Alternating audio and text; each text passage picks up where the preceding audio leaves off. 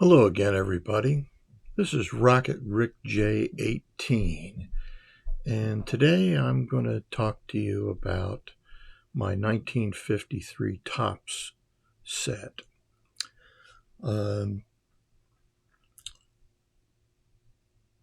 Obviously, coming on the heels of their blockbuster 1952 Topps set, in some respects, uh, it's a little bit of a letdown, but mainly in the far fewer cards, and as always, some cards that you would hope would be in the set are not. Players like Ted Williams uh, and Stan Musial are not included. But the artwork for the 53 top set makes it a very beautiful and very unique card set. In many respects, I think 1953 might be the best uh, year of baseball cards with the Bowman color set and this 53 top set in terms of the just the stunning visual beauty of the cards, both sets. Um, so, like the 53 Bowman and the 52 top sets, the cards are a little bit oversized compared um, to what the modern cards are. Um, they measure 2 5/8 by 3 3/4 and fit most easily into the 8 pocket plastic sheets or vinyl sheets, um, with uh, maybe a little bit narrower than the 9 pocket sheets, but it's uh,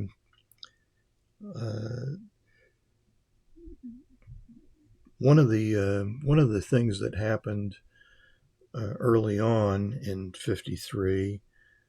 Uh, the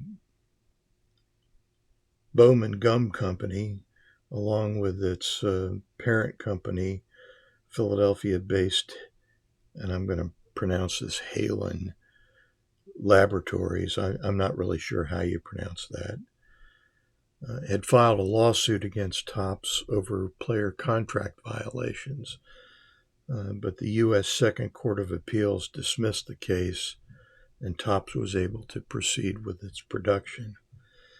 The cards are numbered from between 1 and 280, but there are 6 cards in the set that never were printed. Uh, I don't know whether they didn't get a contract for those 6 players. Not sure what the story is. But in any case, the resulting 274 card set is far smaller than the 407 card set from 1952. There's some speculation that perhaps this was related to a late summer sales performance in 1952 that supposedly resulted in many cards being destroyed. Um, there is slightly different appearance for National League players than American League players in that the bottom color banner is black for National League players and red for American League players.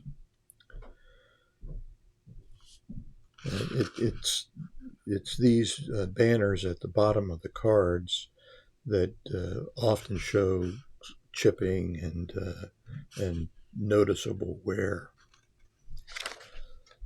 The back of the cards features some biographical information along with some statistical records for 1952 as well as Lifetime.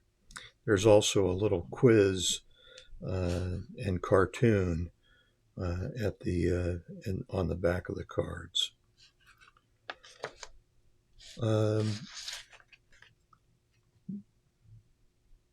There is a 4 series of cards.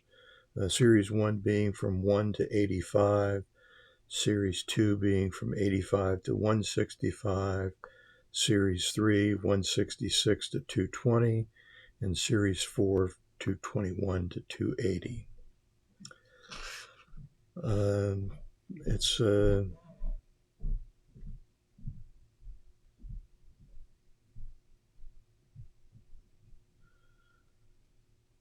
so the numbering system is a little sketchy in terms of the production of the cards. A number of star cards were only single prints, while others were double printed.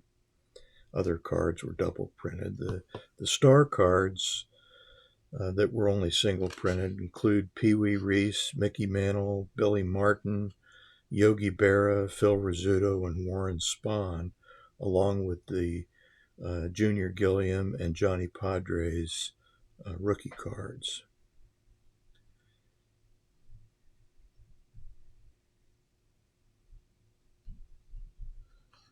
So that's essentially the the I might say the bird's eye lowdown on the 53 top set. So we're going to take a look at the cards and that make up the 53 tops set. So we'll move on to cards.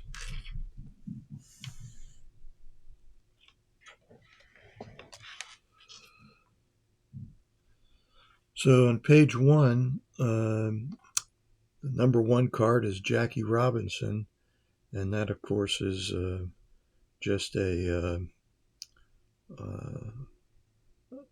stunning card.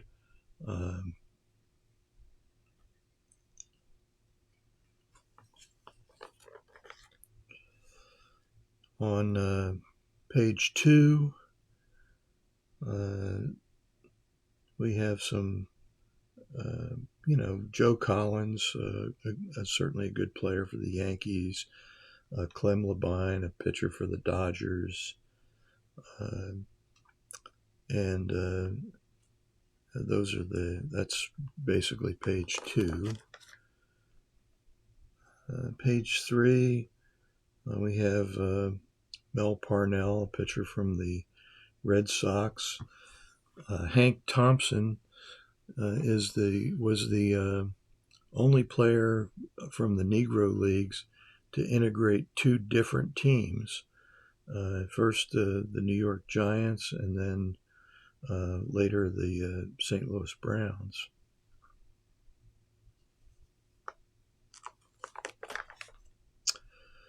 Things get a little more interesting on page 4. Roy Campanella has his 1953 Topps card there on second from the right on the top row.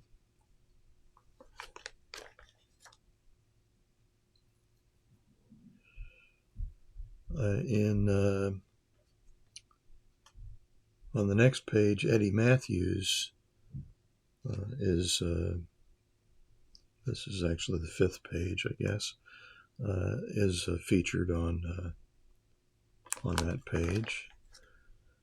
In page 6 includes one Hall of Famer and several pretty good players. Enos Slaughter's the Hall of Famer. Gus Zernial, Gil McDougall, Ellis Kinder, Johnny Klipstein, all were pretty well-known players. In the 7th, as you can see, I've got a couple cards here that are really beaten up pretty badly, including Chuck Dressen, Sherm Lawler, and Gerald Staley. Bob Feller is featured on the bottom row, second from the left, and Mickey McDermott, second from the right on the bottom row.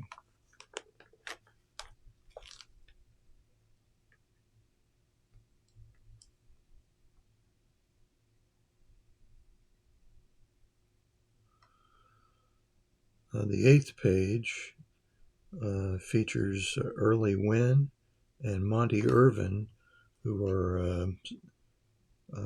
Hall of Famers. So that's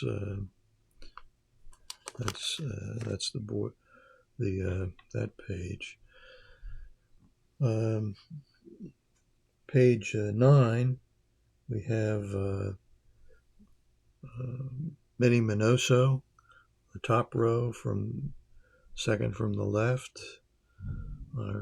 and one remarkable guy is Tony Barterone, who played first base for the Pirates and was also the trainer for the team. And his card is pretty expensive in the 52 set because it's in the high numbers. So that's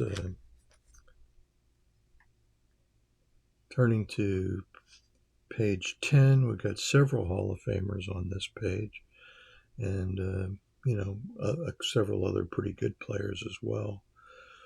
Pee Wee Reese in the top row on the right, Johnny Mize and Al Schoendienst are three cards in a row of Hall of Famers, as well as Mike Garcia, who was instrumental in that 1954 Cleveland Indians team. On the next page, one guy who needs absolutely no introduction, Mickey Mantle, is on the second page, and I'm going to show his card so you can see the back of the card too. I thought that my copy of this card looks to be in pretty good shape, but that's the front of the card. The back of the card has writing on it, and I'm not sure who did that or why, but it enabled me to get this card at a substantially reduced price even a number of years ago. So I'm happy to have it. And also two other Yankees that were instrumental in the Yankee championship years, Billy Martin and Ed Lopat, and then a guy that was very instrumental for the Brooklyn Dodgers, Joe Black. These are players who featured in the World Series just year after year, it seemed like.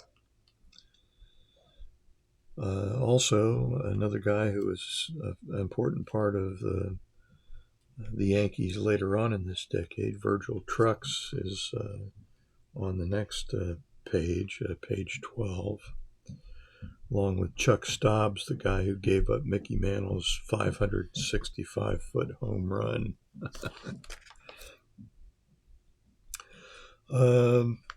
Next, on the next page, this is page 13, I believe, features Yogi Berra, who was, just a great player for the Yankees. Won 10 World Series rings, something nobody else has ever accomplished or is likely to accomplish.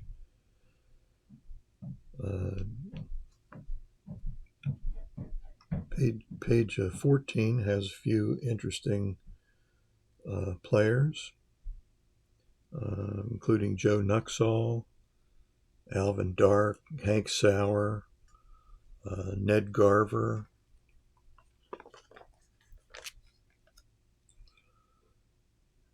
And we're back to a page with a Hall of Fame player, Phil Rizzuto. Also, Gus Bell, who was the father of Buddy Bell, a Major League Baseball player. Johnny Sane, who was on the pitching staff of the Yankees in '53, included in this on this page.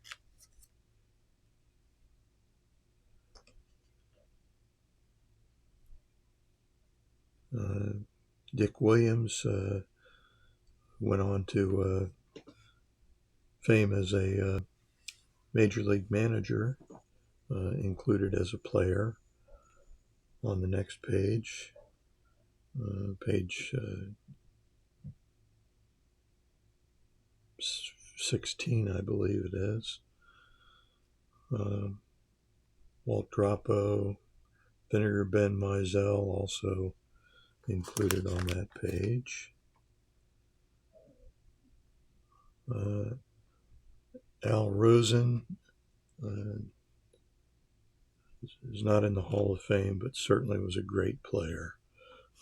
His career just cut short, I think, by injuries. Hall of Famer George Kell, along with some great pitchers, Allie Reynolds and Billy Pierce. Vic Wertz, who a year later would hit the line drive that made Willie Mays a household word, with the greatest catch maybe ever made, certainly among them. A couple Hall of Famers on the next page, Warren Spahn and Hoyt Wilhelm.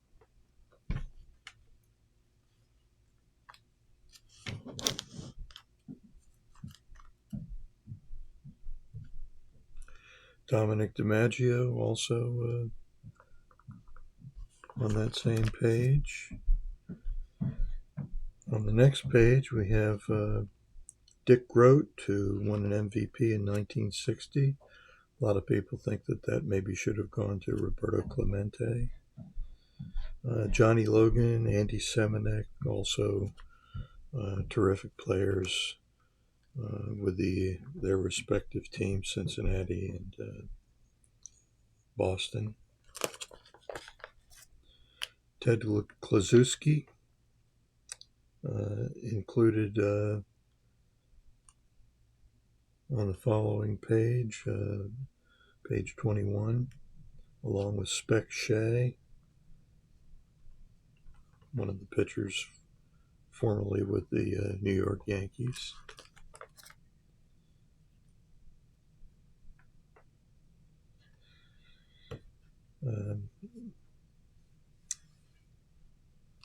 You see the picture of Billy Lowe's on the next page. Why is Billy Lowe's important? He was, obviously a pitcher for the Dodgers, but probably more famous for not lending his name to the when the Topps made the Archives '53 set many years later. There's no Billy Lowe's card in the Archives set. Don Hoke, later third baseman for the 1960 Pittsburgh Pirates, and the subject of a TV commercial where the guy's girlfriend is talking to, or maybe a wife, talking to her beloved and several of his mates, and said, "How can you guys go on and on and on about baseball?" And because they're just talking about it constantly, and she says, like, "Who really cares? Who memorizes, or who knows who the third baseman for the 1960 Pittsburgh Pirates was?" And they all in unison shout out, "Don Hoke." So it kind of destroys her point there, but maybe on the other hand, from her perspective, it made her point. Like, you guys are weird because you know all this stuff. The next page is, again, mainly common cards.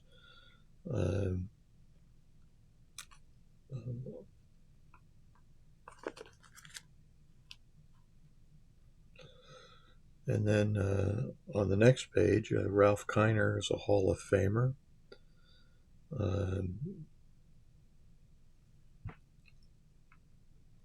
Dixie Walker, his name comes up in the as formerly with the Brooklyn Dodgers and traded because he made it known that he wasn't thrilled about playing with Jackie Robinson.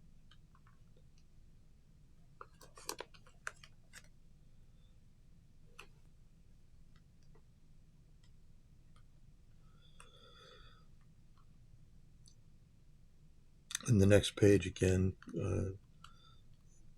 primarily common cards. Del Crandall was an important part of the Milwaukee Braves team that was in 2 World Series, 57 and 58. He was the catcher. On the next page, we have Whitey Ford as the lone Hall of Famer there.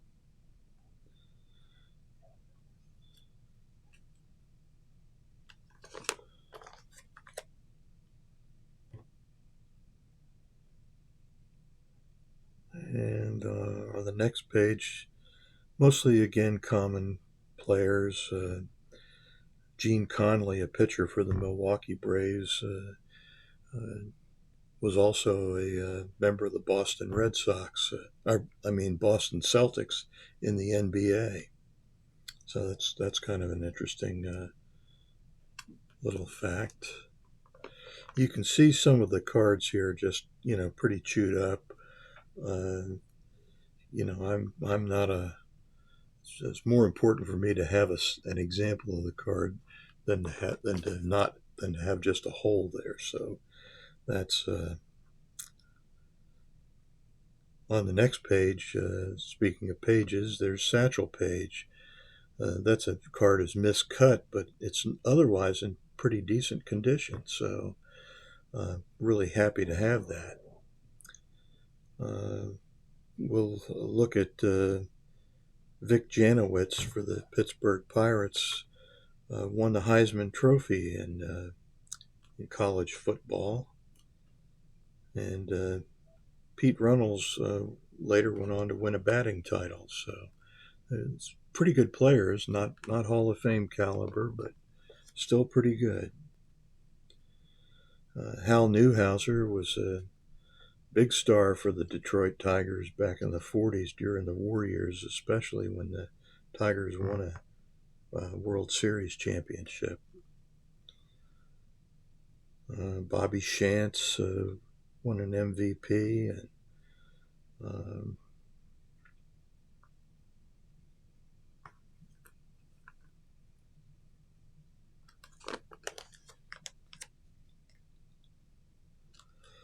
again another pretty good number of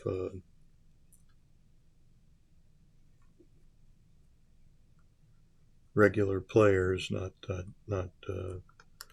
all stars. Or now we get to one of the great players and one of the great cards in this set. The 1953 Willie Mays card is just a really gorgeous card. Even in the condition that I have it, it's still a gorgeous card. And down there in the bottom row is Elroy Face, relief pitcher for the Pittsburgh Pirates. He might have toiled in obscurity, but for the fact that the Pirates did go on to win the World Championship, World Series in 1960.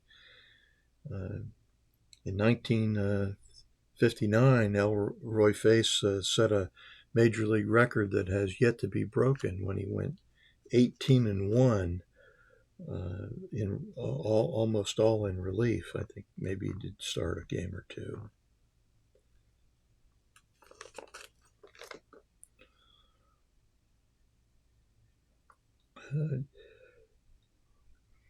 Here's the first of the no cards, number 253. We'll see 5 more of those in the blanks to come.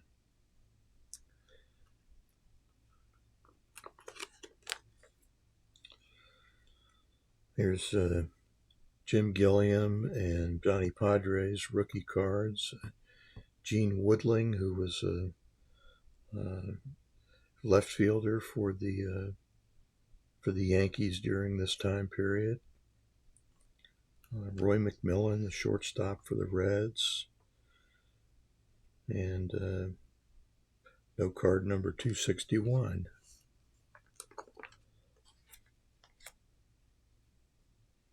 On the next page, there are 3 cards that were not issued, 267, 268, and 271.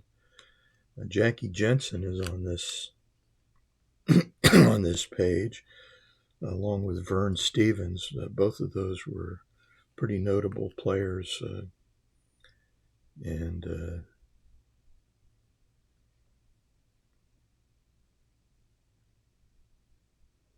had some notoriety.